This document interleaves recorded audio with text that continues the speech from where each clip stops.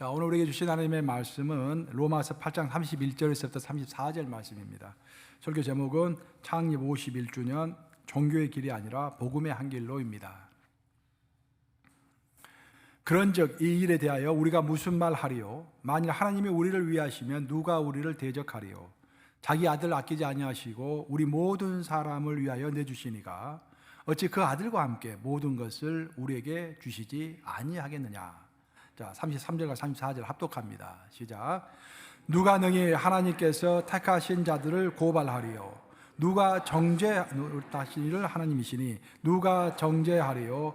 죽으실 뿐 아니라 다시 살아나신 이는 그리스도 예수시니 그는 하나님 우편에 계신 자요 우리를 위하여 간구하시는 자신이라. 살으신 하나님의 말씀입니다. 최근에 이제 한국에서 사회적으로 이슈가 됐던 것 중에 하나가 독립유공자를 누구에게 소원할 것인지, 그리고 국립묘지에 누구를 안장할 것인지, 그 문제를 가지고 한국 사회 전체가 여론이 들끓었습니다. 그런 일은 한국에만 있는 것이 아니라 전 세계적으로 자주 있는 일입니다. 2009년도 11월 달에 프랑스에서는 국가적인 큰 소란이 있었는데, 그 이유는 당시 프랑스 대통령이었던 사르코지가 노벨 문학상을 받은 프랑스의 대표적인 작가 중에 하나인 알베르트 까미를 팡테옹으로 이장하기로 결정했기 때문입니다. 일방적인 결정이었어요. 프랑스가 자랑하는 대표적인 건축물 중에 하나가 팡테옹이라는 건물입니다. 파리에 있는데요. 그 건물의 유래를 보면은 또 우리가 또 이제 어떤 교훈을 얻을 수가 있어요. 루이 15세가 통치하던 시절에 루이 15세가 아주 건강했었는데 갑자기 병을 얻게 됩니다. 그래서 곧 낫게 되겠지 하고 유명한 명의들을 다 초청해가지고 병을 고쳐나가는데, 결국 의사들이 결론 내리기를 이 병은 인간이 치료할 수 없습니다 라고 사망 선언을 했던 것입니다. 루이 15세가 너무 마음이 안타까워가지고 내가 그걸 죽기 전에 하나님한테 기도 한번 해야겠다.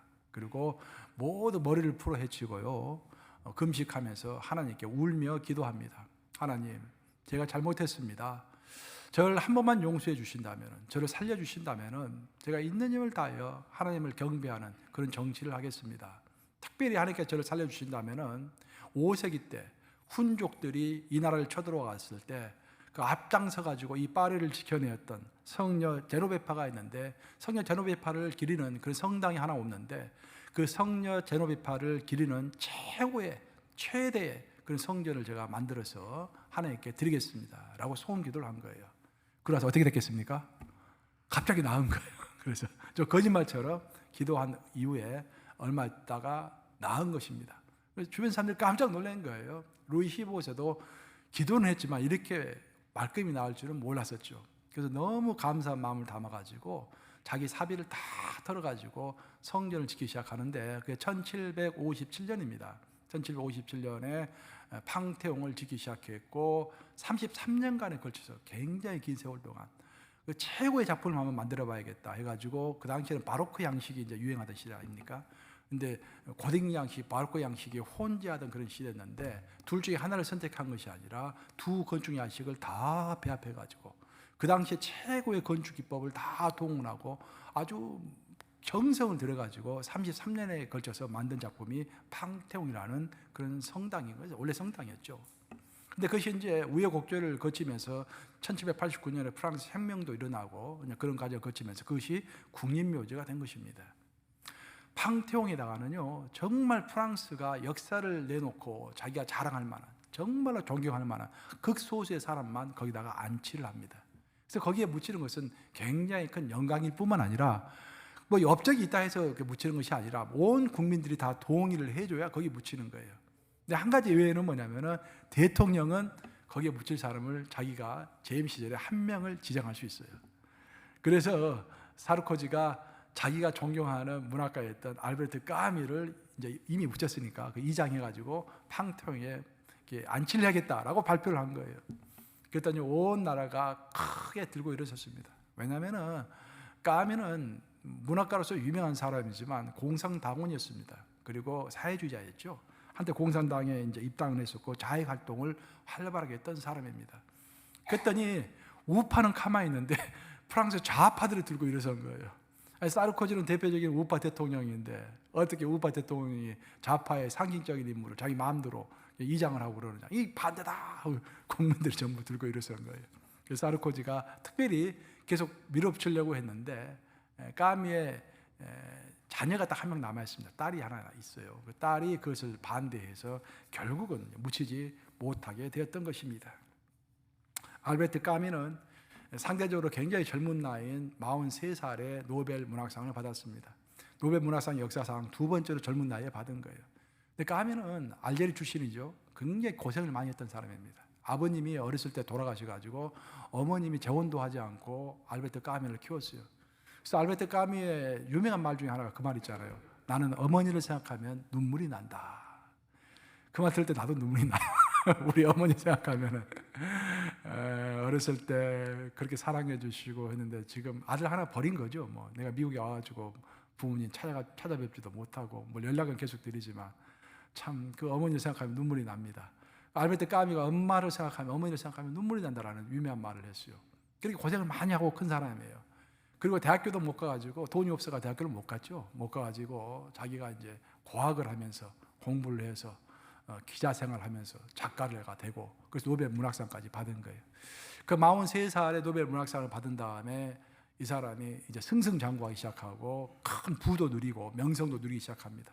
근데 앞불사 딱 3년 만에 교통사고로 죽게 돼요. 이것도 우리에게 큰 교훈인데 알베르트 까미가 이제 책을 잘 팔았기 때문에 출판사에서는 항상 감사한 마음을 가지고 있었죠. 그 출판사의 사장의 조카가 알베르트 까미의 친구였어요. 그래서 그 출판사에다가 까미의 모든 작품을 주었던 것입니다. 출판사는 항상 까미에게 감사한 마음을 가지고 있었죠. 근데 그 친구가 아주 좋은 1960년이니까 무슨 자동차가 있겠어요. 조그만 자동차, 뭐 자동차가 많지도 않고 뭐 그렇게 자동차 많지도 않은 상태에서 아주 좋은 자동차를 구입해서 알베르트 까미에게 좀 태워주고 싶었어요. 근데 알베르트 까미가 결국 그날 이제 교통사고로 죽게 되는데 그 호주머니를 뒤져보니까 호주머니에서 전차표가 나온 거예요. 원래 그날은 전차를 타고 가려고 전차표를 구입했던 것입니다. 근데 전차를 타러 가는데 그 친구가 와가지고 자꾸 차를 한번 타보라고, 좋은 차라고 타보라고. 그래서 강요에 못 이겨서 할 수 없이 탔는데 플라타나스 그 가로수를 들이받으면서 알베르트 까미가 목이 그냥 꺾여져 가지고 거기서 직살한 것입니다. 알베르트 까미의 죽음이 많이 회자가 됐던 이유는 그가 젊은 나이에 이제 인생이 막 펴자마자 죽었다라는 그것도 컸지만 진짜 큰 이유는 뭐냐면은 알베르트 까미가 죽기 얼마 직전에 신문기자와 인터뷰를 했습니다. 기자가 물었어요. 어떤 삶이 의미 없는 삶입니까? 라고 했더니 까미가 몇 마디 하면서 이런 말을 했어요. 교통사고로 갑자기 죽는 것보다 더 허망한 삶은 있을 수가 없습니다. 자기 그 말을 했는데 자기 며칠 후에 교통사고로 죽은 거예요. 우리 인간의 앞날은 그 누구도 전혀 알 수가 없는 것입니다.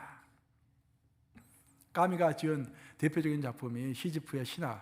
여러분 시지프의 신화 들어보셨죠? 읽어보진 않았죠? 이름을 들어만 보고 읽어보진 않았을 거예요 아마. 그 시지프의 신화 보면은 이제 참 우리가 느낄 게 많아요. 보면은 그 시지프라는 사람이 있었는데 이가 신들을 기만한 것입니다. 그래서 신들이 이걸 한번 손을 봐줘야겠다. 그래가지고 저승시인 하데스에게 부탁을 합니다. 그래서 하데스가 이제 시지프를 불러가지고 너 저 산 보이지? 높은 산이 있었어요. 그 산의 중턱에 있는 큰 둥그런 바위 보이지? 그 바위를 꼭대기까지 올려라. 그게 너의 형벌이다라고 했어요. 단 그 꼭대기에 계속 두어야 한다. 그래서 시지프는 이제 그것을 있는 힘을 다해서 그 큰 돌을 밀고서 산 꼭대기까지 올라갑니다. 그리고 그 산 꼭대기 위에다가 바위를 딱 뒀는데 그 산 꼭대기는 평범한 것이 아니라 이게 각이 져 있었어요. 그래서 바위를 놓자마자 바위가 그 무게대로 그 무게의 힘대로 다시 굴러가지고 밑으로 떨어지는 거예요. 그래서 할 수 없이 시지프는 다시 밑으로 내려가지고 그 돌을 굴려서 정상까지 다시 올려놓았는데 올려놓자마자 다시 또 굴러 떨어지는 것입니다. 이 시지프는 끊임없이 영원히 무한대의 시간 동안 이 바위를 밀어 올리는 일을 반복해야 했던 것입니다. 여기서 이 시지프는 우리 인간을 상징하는 거예요. 우리 인간을. 그 돌은 무엇을 상징할까? 그 바위는 무엇을 상징할까? 물론 작가마다 해석이 다를 수가 있지만 그 바위는 우리 인간의 소망입니다. 우리 인간의 열정이고 우리 인간의 목표입니다. 우리 다 같이 어떤 목표를 가지고 있잖아요. 내가 돈을 올해는 2만 불을 저축해야겠다. 내가 내 비즈니스를 세탁소를 하나 더 늘려야겠다. 올해는. 그 다 목표를 가지고 내 아이들을, 내 자식들을 좋은 대학에 보내야겠다. 그런 목표를 가지고 열심히 한다는 거예요. 예? 그런데 언제부턴가 그 목표와 열정이 또 희망이 흘러내리는 바위가 되어서 우리 인간을 힘들게 하는 것입니다. 자식이 없는 어떤 여인이 애타게 자식을 갖고 싶어가지고 하나님께 기도합니다. 하나님 저에게 자식을 주시옵소서. 그래서 아들이 태어났어요. 기도의 결과로. 너무 기뻐가지고 할렐루야라고 했더니 나중에 그 아이가 커가지고 깡패가 돼서 어머니를 힘들게 합니다. 그 삶의 애물단지가 되는 것입니다. 흘러내리는 돌이 되는 것이죠. 어떤 사람은 사업이 잘 되기를 진짜 소원하면서 하나님께 간절히 기도하면서 있는 힘을 다해서 사업을 일으켜 세웠습니다. 돈을 많이 벌었어요. 근데 그 많은 돈 때문에 결국 가정 불화가 생겨가지고 부부가 이혼을 하게 되고 또 그 돈을 유지하려고 무리하게 열심히 하다 보니까 그 사람의 건강을 다 잃게 되는 것입니다. 돈이 그 사람의 흘러내리는 돌이 된 것입니다. 하물며 신앙도 똑같습니다, 여러분. 우리 신앙이 흘러내리는 돌이 될 수가 있어요. 우리가 처음에 하나님을 영접하고 예수님을 영접하고 구원을 받으면 너무 감사하고 기쁘고 기쁜 마음으로 이제부터 하나님 위해서 열심히 내 살아야겠다. 나름대로 목표도 세우고 내 신앙의 목표도 세우고 헌신합니다. 그랬는데 10년, 20년 지나다 보니까 시간이 지나면서 언제부턴가 예배하는 것이 힘들고 봉사하고 헌신하고 헌금하는 것들이 흘러내리는 돌이 되어서 삶의 부담으로 삶을 힘들게 할 수도 있다라는 것입니다. 인간은 4가지 형벌을 가지고 있다고 까미가 이야기를 했습니다. 물론 우리가 이 시간은 까미의 사상을 훑어보는 그런 시간이 아니라 그를 통해서 하나님을 보는 시간이니까 4가지를 간단하게 요약하면은 그런 첫 번째, 모든 인간은 노예의 형벌이 있다고 했습니다. 일하기 싫어도 일을 해야 먹고 살 수 있는 거예요. 또 모든 인간은 무의미의 형벌을 받았다고 했습니다. 내가 하고 싶지 않아, 이 일을. 나는 좀 더 다른 일을 좀 하고 싶어. 하여튼 일을 해야만이 먹고 살 수 있는 거예요. 그래서 무의미 가운데서 살아가는 인간이 참 많은 것입니다. 또 인간은 쳇바퀴 돌 듯한 반복의 형벌을 받았습니다. 아침부터 저녁까지 그냥 똑같은 다람쥐 쳇바퀴 도는 것과 같은 그런 세월을 사는 사람들이 있다는 것입니다. 하지만 까미가 지정한, 까미뿐만 아니라 많은 철학자들이, 세상 사람들이 지정한 인간의 최고의 비극은 인간은 사유의 형벌을 받았다라는 것입니다. 인간은 생각하는 동물이기 때문에 괴로운 것입니다. 동물은 하루하루 순간순간을 살아가고 생각하지 않습니다. 생각하지 않기 때문에 미래를 걱정하지 않고, 미래를 걱정하지 않기 때문에 고민이 없고 스트레스가 없는 것입니다. 근데 우리 인간은 미래를 생각하고 생각을 하기 때문에 근심이 많고 괴로운 것입니다. 그래서 우리의 생각은 세례를 받아야 합니다. 까미는 그렇게 이야기하고 세상 사람들은 그렇게 이야기하지만 성경은 다르게 이야기해요. 우리가 사유의 능력을 받은 것은 형벌이 아니라 축복이라고 하나님은 이야기하는 것입니다. 여기서부터 우리가 잘 구별을 해야 돼요. 세상의 이론이 다 맞는 것이 아닙니다. 하나님은 이것에 대해서 어떻게 말하고 있는가라는 것들을 잘 생각해야 돼요. 성경은 생각에 대해서, 우리 사유에 대해서 명확하게 이야기합니다. 깊은 사유를 가진 사람은 존경하고 따르라. 시편에서 그렇게 이야기하죠. 하지만 복잡한 생각을 가지는 사람들은 빨리 헤어져라. 아멘 하십니까? 아멘. 여러분 주위에 깊은 생각의 소유자가 있다고 한다면 그 사람은 여러분의 모범이 돼야 되고 그 사람을 따라야 합니다. 존경해야 되죠. 하지만 생각이 복잡한 사람은 빨리 헤어져야 합니다. 왜냐하면 함께 있으면 내 생각도 복잡해지기 때문입니다. 기독인의 생각은 성경에 따르면 첫째 항상 진지해야 합니다. 왜? 하나님의 말씀 앞에 서는 사람들이기 때문에, 하나님 앞에서 단독자로 서서 살아가는 사람들이기 때문에 우리의 생각은 항상 하나님 앞에서 진지해야 합니다. 반면에 우리의 생각은 단순해야 합니다. 성경 내용이 복잡하지 않아요. 성경은 설명이 거의 없습니다. 전부 다 명령일 뿐입니다. 그렇죠, 여러분? 성경에서 왜 이렇게 굉장히 복잡하게 설명하면서 그렇기 때문에 내가 복종해라, 순종해라, 그런 말 하지 않습니다. 단순히 너는 믿어라. 하나님은 천지를 하나님이 창조하셨다. 딱 그걸로 끝나는 거예요. 이게 설명이 없습니다. 단순한 것입니다. 그래서 믿음이 없이는 신앙생활을 할 수가 없는 거예요. 세 번째, 성경에서 나오는 생각은요, 항상 희망적입니다. 항상 희망적이에요. 왜? 우리에게 영생이 주어졌고 우리에게 천국이 주어졌기 때문에 그 희망을 생각하면서 살아가라라는 그런 세 가지의 사유의 방법을 주신 것입니다. 우리가 돌아봐야 돼요. 내 생각이 주님 안에서 항상 진지한가? 그 내 생각은 단순한가? 내 생각은 희망 가운데 있는가? 성경이 말하는 진지와 또 단순과 또 희망, 이 세 가지를 가장 잘 포함하고 있는 스토리가 바로 복음이라고 하는 것입니다. 복음 다른 것이 아니에요. 복음은 우리가 어떻게 사유하면서 이 땅을 살아가야 할 것인지를 가르쳐주는 그 내용이 복음인 것입니다. 복음은 진지한 것입니다. 왜? 우리의 생명을 좌우하는 말을 하고 있기 때문에. 여러분들은 몸이 아파가지고 병원에 가면 병원의 의사가 이렇게 하시오 하면 그대로 따릅니까? 안 따릅니까? 100% 따르죠. 그런데 하나님이 뭐라고 이렇게 생명에 관한 말씀을 하시는데도 잘 따르지 않는다고 한다면 어리석은 사람인 거예요. 그렇죠? 복음이야말로 굉장히 진지한 말씀입니다. 생명을 왔다 갔다 하는, 생명을 좌우하는 그런 말씀이기 때문에 굉장히 진지하게 받아들여야 할 말씀입니다. 그리고 복음이야말로 심플합니다. 복음은요, 3분 안에 여러분들이 다른 사람에게 복음을 전할 수 있어야 돼요. 김단수 권사님, 3분 안에 전할 수 있습니까? 준비 딱 돼 있어야 돼요. 너에게 묻는 말에게 항상 대답할 수 있도록 준비하라라고 베드로 사도가 이야기했잖아요. 그래서 3분 안에 전할 수 있는 것이 복음인 거예요. 단순한 것입니다. 그 복음은 우리에게 희망을 주는 것입니다. 지금 당장 너가 힘들어도 너에게 영생이 있고 너에게 천국이 있다라고 말씀하시는 것이 복음인 것입니다. 그래서 우리가 항상 체크해봐야 할 것이 나는 이 복음 안에 있는가라는 것을 체크해봐야 돼요. 우리가 오늘은 우리 교회 창립 51주년을 기념하는 날인데 우리 교회도 마찬가지입니다. 우리가 항상 돌아봐서 이 뉴욕감역에는 복음 안에 있는가를 항상 체크해봐야 하는 것입니다. 우리가 가끔씩 우리를 체크해보기 위해서 피검사를 합니다. 간단하지만 피검사를 통해서 우리가 우리의 건강이 어디에 와 있는가를 대강 알 수 있는 거예요. 또 우리가 맥박도 한번 측정해 보죠. 혈압기를 가지고 우리의 혈압을 측정해 보는 것입니다. 마찬가지로 우리도 항상 하나님 앞에서 우리를 점검해 봐야 하는데, 실시로 점검을 해 봐야 하는데, 성경이 말하고 있는 것은 가장 중요한 것은 하나님의 은혜 안에 있으라는 것입니다. 즉 내가 하나님의 은혜에 감사하면서 살아가고 있는가라는 거예요. 나 여러분에게 묻습니다. 오늘 하루도 여러분 하나님의 은혜 가운데서 감사하며 살아가고 있습니까? 아멘. 특별히 이번에 그 애플 피킹 가신 분들이 크게 아멘 하시는 것 같아 보니까 이번에 안 오신 분들은 손해입니다. 굉장히 큰 손해입니다. 내년에 꼭 오셔야 돼요. 박근 장로님 맞습니까? 우리 박 장로님 그냥 앞장서가지고 수고 많으셨습니다.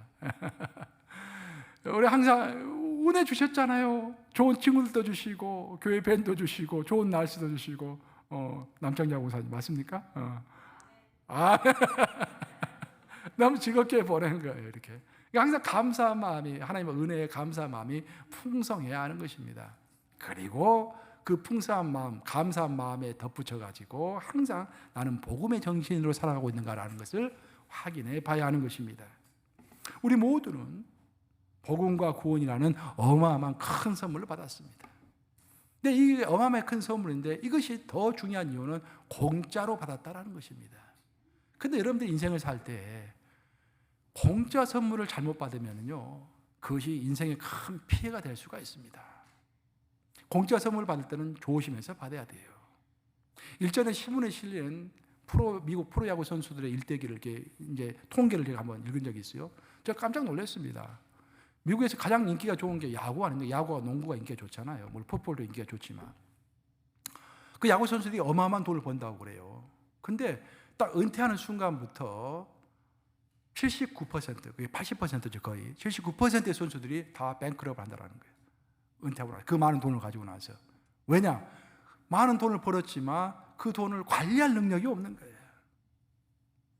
돈과 관련해서 선수들에게 있어서 치명적인 사실은 뭐냐면 그 선수들은 돈의 가치를 모른다는 것입니다. 왜? 돈을 너무 쉽게. 그죠? 너무 빨리 갑자기 버렸기 때문에 돈이 귀한지를 모르는 거예요. 이게. 복음도 마찬가지입니다. 너무 쉽게 크게 공짜로 얻었기 때문에 복음이 얼마나 위대한 것인지를 우리가 모르는 경우가 많아요. 한 20년 전에 미국에서 가장 베스트셀러가 됐던 책 중에 하나가 매일 너에게 복음을 전하라는 제리 브리치의 책이었습니다. 제가 이제 저자를 직접 만났어요. 제가 한 20년 전에 콜라도 스프링스에서 이렇게 초청을 받아가지고 거기서 이제 한 20여 명이 같이 가셨는데 3박 4일간 거기서 이제 그 선교단체에서 다 이렇게 무료로 재워주고 먹여주고 하면서 아침마다 그 큐티를 제리 브리치가 인도했어요. 그 책을 쓰신 분이. 그 당시 나이가 벌써 한 80 되셨기 때문에 이제 별사하셨죠, 지금은. 제리 브리치가 그런 이야기를 하더라고요. 여러분, 복음이라는 것은 다른 사람에게 전하기 전에 나에게 먼저 전하는 것입니다. 우리는 가끔씩만 복음을 전하잖아요, 사람들에게. 그래서 복음이 얼마나 중요한 것인지를 잘 모르는 거예요. 날마다 나에게 그 간단한 복음을 내 스스로에게 전하면서 내가 얼마나 큰 축복을 받은 자인지, 얼마나 어마어마한 공짜 선물을 받은 자인지, 그것을 날마다 자신에게 선포한 다음에 다른 사람에게 전하는 것이 복음이라는 거예요. 제가 큰 충격이 왔습니다. 제가 거기서 복음이라는 것은 항상 다른 사람들에게 막 길거리 가서 외치고 하는 것이 복음이라고 생각했지, 내 자신, 나는 이미 복음을 알고 있다고 생각하잖아요. 그죠? 이미 아는데 뭐 들을 필요가 또 있느냐? 보통 사람들이 그렇게 생각하잖아요. No! 복음은 매일 누구에게? 자신에게 전하는 거예요. 너는 죽을 죄인이었는데, 영원히 죽어서 형벌을 받아서 지옥에 갈 사람이었는데, 우리 예수께서 너를 사랑하셔서 십자가의 못을 박아서 너의 죄값을 대신 치러줌으로 너가 영원한 생명을 얻었고 천국을 소유하게 되었다. 온 우주를 그러니까 유산으로 받게 되었다라는 그 놀라운 소식을 자기 자신에게 매일 전하라라는 거예요. 그런데 공짜로 받았기 때문에 너무 쉽게 여기고 그 감사함을 모르는 것입니다. 어떤 야구 선수는 은퇴 후에 아틀란타에 갔는데, 신발가에 갔는데 발이 컸는가 봐요. 그래서 발이 너무 커가지고 자기한테 맞는 신발이 없어서 항상 운동화도 맞춰 신고 구두도 맞춰 신고 그랬는데, 그 가게 갔더니 정말 멋있는 패션한 그 신발들이 자기 발에 맞는 사이즈가 있는 거예요. 너무 기쁜 마음에 20컬레를 한꺼번에 구입했대요, 신발을. 그리고 고백하기를 20컬레 구입했고 나서 거의 다 한 번도 신어보지 않았다는 거예요. 사기만 했지. 또 그 사람은 자동차를 7대 한때 가지고 있었다는 거예요. 이 뱅크럽을 했어요. 이미 이 사람은 이제 한때 7대 자동차를 갖고 있으면서 나갈 때마다 고민이 이번에는 무슨 차를 탈까? 항상 그것이 고민이었다는 거예요. 이처럼 돈의 가치를 모르다 보니 돈을 헤프게 쓰면서 얼마 있지 않아서 파산이 되고 고단한 인생이 그때부터 시작되는 것입니다. 우리가 얻은 복음의 은혜도 똑같습니다. 이 세상에서 인간이 얻을 수 있는 가장 큰 선물은 복음입니다. 근데 왜 그것이 가장 큰 선물이냐면, 우리는 죽을 죄인이었는데, 죄로 인해서 죽을 수밖에 없었는데, 우리 하나님께서 우리를 불쌍히 여기셔서 아들 예수를 통해서 우리의 죄값을 대신 치러주시고 우리를 의인 삼아주시고 우리에게 영원한 생명을 주시고 천국을 소유하게 하셨다. 이것보다 더 큰 소식이 어디 있습니까? 그런데 우리는 그 은혜의 가치를 정확히 모르고 그것을 잘 관리하지 못하면서 우리의 한 발은 복음에 딛고 있고 다른 한 발은 여전히 내 자신의 욕심에 둔 채 이러지도 못하고 저러지도 못하는 종교인들이 너무도 많은 것입니다. 오늘 여기에 이 성도들이 많이 앉아 있는데, 이 성도들 가운데 통계적으로 보면, 우리 교회는 좀 다르다고 저는 생각하지만 통계적으로 보면 거의 한 80%가 종교인으로 살아가고 있다는 겁니다. 복음인으로 살아가는 것이 아니라 종교의 길을 걷고 있다는 것입니다. 그러면 종교의 길과 복음의 길이 어떻게 다른가? 종교의 길을 가는 사람의 특징은 표면적으로는 믿는 것 같지만 그 믿음의 동기, 왜 내가 믿는가, 그 믿음의 동기와 그 목적이 내 자신을 위해서 믿는다는 거예요. 내가 더 많이 은혜 받고 내가 더 편안하고 내가 더 큰 복을 받기 위하여 믿는 그 종교의 길이라고 하는 것입니다. 반면에 복음의 길을 가는 사람의 특징은 믿음의 목적과 동기가 하나님입니다.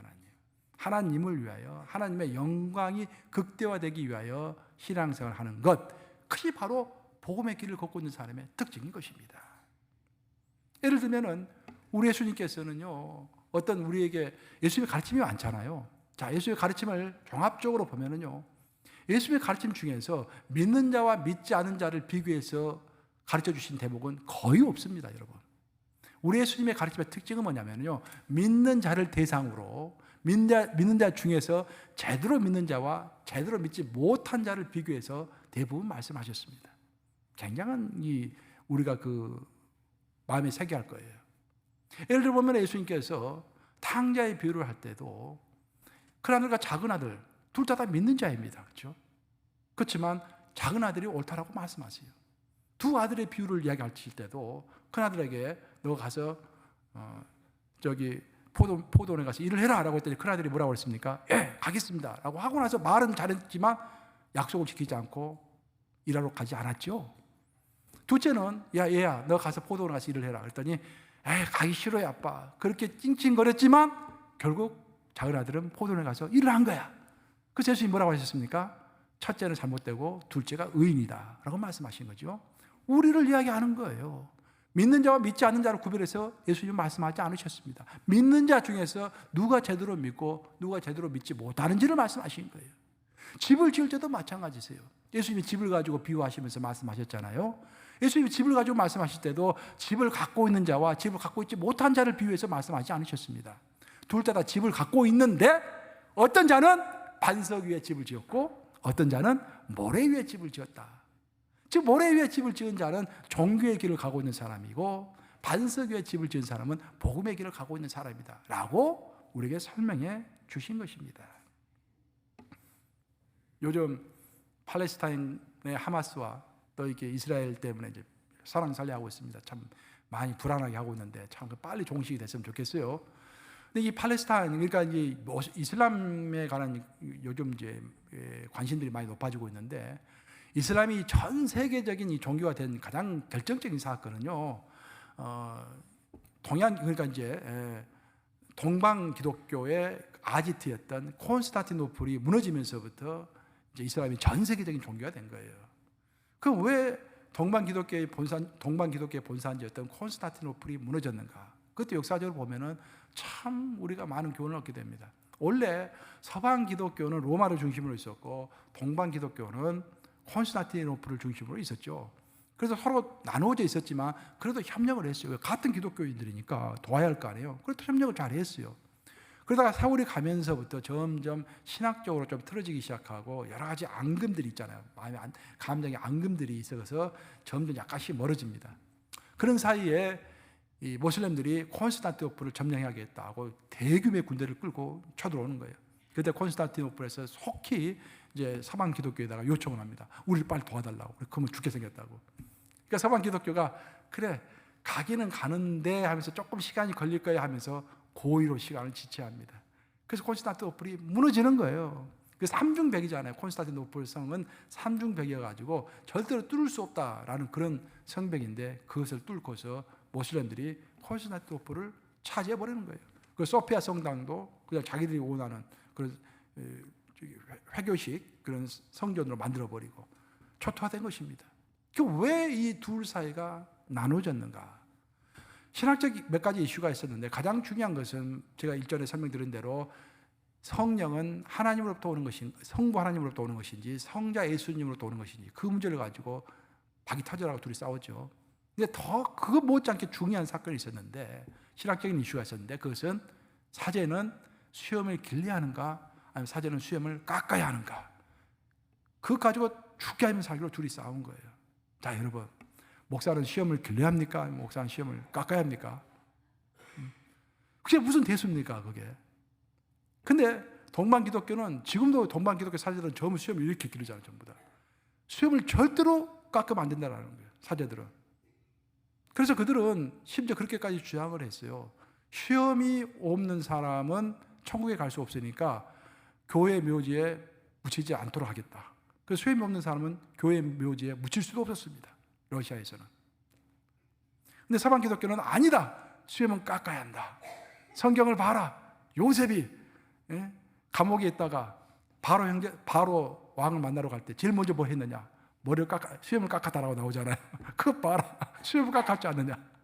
하나님의 사람이 수염을 깎았지 않느냐? 우리는 웃으면서 이야기할 수 있는데 아주 심각한 문제였습니다. 근데 이것이 문제가 되는 것은 뭐냐면은 이것은 수염을 깎느냐 깎지 않느냐라는 것은 복음의 본질과는 전혀 상관이 없는 그런 문제다라는 것입니다. 복음의 본질을 위협하는 문제가 아니에요. 그래서 이런 복음의 본질이 아님에도 불구하고 그것을 붙잡고 논쟁했던 그것이 바로 종교의 길을 가는 대표적인 케이스였던 것입니다. 그들이 복음의 길을 가지 아니하고 종교의 길을 갔기 때문에 오늘날 이렇게 팔레스타인 땅에서는 전쟁이 일어나고 오늘날도 모슬렘들과 기독교인들이 계속해서 싸우고 있잖아요. 만약 그때 콘스탄티노플이 무너지지 않았다고 한다면 모슬렘 세력들이 이렇게까지 팽창되지는 않았을 것입니다. 완전히 동구권을 먹어버렸잖아요. 그냥. 우리는 종교의 길을 가는 사람으로서 내 자신의 유익의 극대화를 위해서 살아갈 것인가, 아니면 복음의 길을 가는 사람으로서 하나님의 나라와 하나님의 영광의 극대화를 위해서 살아갈 것인가 결정해야 할 것입니다. 우리 교회도 마찬가지예요. 우리 교회도 정말 우리가 복음의 길을 간다고 한다면은 우리 교회 개인의 유익이 아니라 하나님 나라 전체가 무엇이 유익이 될 것인가 생각해 봐야 되고, 우리 개인적으로도 내 인생이 어떻게 하면은 하나님께 영광을 돌리고 하나님 나라에 유익할까라는 것을 항상 고민해야 돼요. 저는 목사하고 좀 나이도 있게 먹어가지만 지금도 항상 하나님께 물어봐요. 물론 알고 있지만 하나님께서 나에게 특별한 어떤 인생 경험을 주셨고 나에게 또 특별한 어떤 달란트를 주셨는데 이런 것들을 잘 살려서 어떻게 하면 내가 하나님 나라에 기여할 수 있겠습니까? 내가 죽기 전에 주님, 삼손처럼 좀 하나님의 일을 제대로 감당하고 좀 죽고 싶습니다. 그런 기도를 지금도 많이 합니다. 제가. 여러분도 마찬가지예요. 그렇게 고민하면서 살아가는 사람이 바로 복음의 길을 걸어가는 사람이다라는 것입니다. 우리가 종교의 길을 가지 않고 복음의 길을 가려고 할 때 굳게 붙잡아야 할 것이 바로 복음의 정신입니다. 성경에서 말하고 있는 복음의 정신이라는 것이 있어요. 그 복음의 정신은 예수님이 그 삶을 통해서 우리에게 가르쳐 주신 것입니다. 신앙은 무엇인가? 기독교 신앙은 무엇인가? 아주 심플하게 이야기하면 예수라는 존재를 따라가는 것이 바로 신앙인 것입니다. 복잡하게 이야기할 필요 없어요. 복잡하게 교리를 이야기하고 신조를 이야기하고 신학을 이야기할 필요가 없습니다. 물론 그것이 있으면 훨씬 낫겠지만 그것을 모른다고 할지라도 예수님이 이 땅에서 사시면서 어떤 모범을 보여주셨는가, 그 예수님의 모범을 따라서 살아가면 우리가 복음의 정신으로 살아가는 것이고 복음의 길을 걷는 것입니다. 우리 예수님께서 보여주신 첫 번째 정신은 성육신의 정신입니다. 우리 예수님은 하늘 보호자에서 사셨던 하나님 그 자체이시지만 우리를 위하여 이 땅에 내려오신 것입니다. 인간의 몸을 입고 내려온 것입니다. 그것이 성육신의 정신입니다. 한번 따라서 해볼까요? 성육신의 정신. 이거 하나님의 질서를 하늘세계 질서를 잘 나타내는 거예요. 위에 계신 분이 아래로 내려오셨다. 왜 내려오셨습니까? 하나님이 예수님 이 땅에 오신 이유는 섬김을 받으려 함이 아니라 도리어 섬김을 주려 하고 섬기려 하고 많은 사람의 대속물로 주려 함이라. 성경 이야기하고 있잖아요. 섬기기 위하여 이 땅에 내려오신 것입니다. 그래서 우리가 섬김의 삶을 살고 있다고 한다면은 그것이 바로 복음의 정신으로 살고 있는 거예요. 그것이 바로 성육신의 정신으로 살고 있는 것입니다. 우리 예수님이 이 땅에 오셔가지고 첫 번째 성육신을 하셔가지고 이 땅에 내려오신 다음에 그 다음에 무슨 일 하셨습니까? 십자가를 지셨죠. 십자가. 두 번째 복음의 정신은 그래서 십자가의 정신인 것입니다. 십자가는요, 여러분 잘 이해하셔야 하는데 십자가는 가장 중요한 핵심이 하나님의 분노입니다. 많은 사람들 하나님의 사랑을 이야기하는데 하나님의 사랑 이전에 하나님의 분노인 거예요. 하나님의 분노가 없이 하나님의 사랑만 있으면 십자가가 없어도 됩니다. 근데 죄에 대한 하나님의 그 불같은 그 하나님의 그 진노가 있기 때문에 그 진노 때문에 십자가를 예수님이 질 수밖에 없었던 거예요. 왜? 죄를 지은 인간을 하나님은 그대로 두실 수가 없었기 때문에, 죽음으로 이룰 수밖에 없기 때문에 형벌을 받을 수밖에 없고, 그 형벌은 영겁을 두고서 이루어지는, 영원히 이루어지는 형벌이기 때문에 그 하나님의 진노를 누그러뜨리기 위해서는 십자가를 지는 것만이 방법이었기 때문에 예수님이 그 십자가를 지신 거예요. 예수님은 아시다시피 성삼위일체 하나님이십니다. 예수님은 곧 성부 하나님이세요. 그래서 그 말을 다른 말로 표현하면, 물론 예수님이 십자가를 지셨지만 사실은 정확히 이야기하면 예수를 통해서 성부 하나님 자신이 십자가를 지신 거예요. 자신의 정의를 자기 스스로 성취하기 위하여 십자가를 지신 것입니다. 이 사실을 우리가 알게 될 때 우리는 하나님이 얼마나 죄에 대해서 진노하고 계시는지를 깨달아야 알아야 할 줄로 믿습니다. 하나님은 죄에 대해서 진노하시는 거예요. 그것을 알고 있다고 한다면 우리가 죄를 지을 때 다시 한번 생각하겠죠. 하나님이 죄에 대해서 어마어마하게 생각하시지. 내가 지금 또 한 번 죄를 지으면 우리 예수를 또 한 번 십자가에 못 박는 것이 되겠지. 그렇게 생각하면 우리가 아무래도 죄를 덜 짓게 되겠죠. 그런 삶에 그런 인식을 가지고 살아가는 사람이 바로 복음의 길, 복음의 정신으로 살아가는 사람인 것입니다. 만약 세 번째로 우리 예수님이 보여주신 복음의 정신은 재림의 정신입니다. 우리 예수님은 하늘나라에서 이 땅에 내려오셔가지고 아기 예수로 탄생하셨습니다. 성육신의 정신.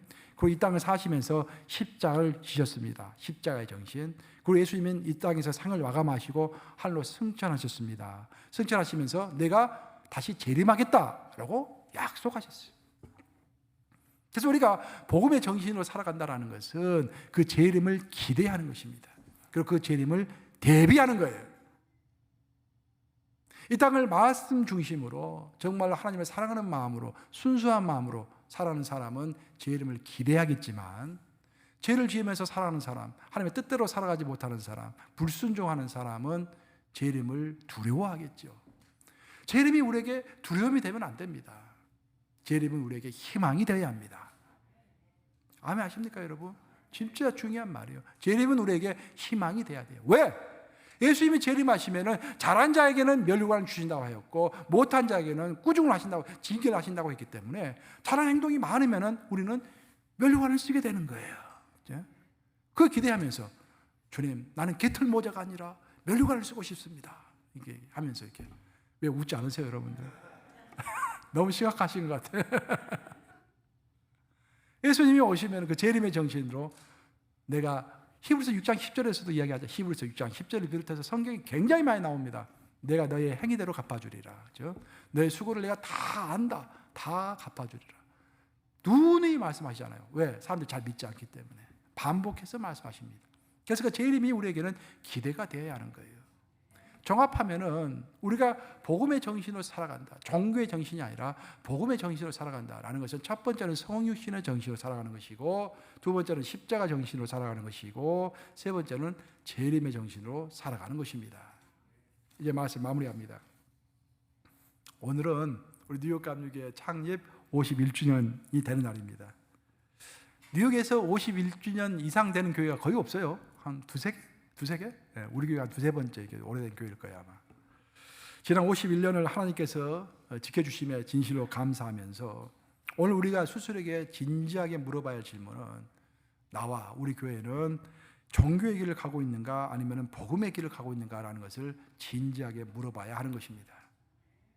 오늘 설교의 핵심은 뭐냐면은 종교의 길을 간다, 복음의 길을 간다. 이게 두 개 내가 제목을 땄는데 그 차이는 종교의 길을 가는 사람은 신앙생활을 자신을 위해서 하는 거예요.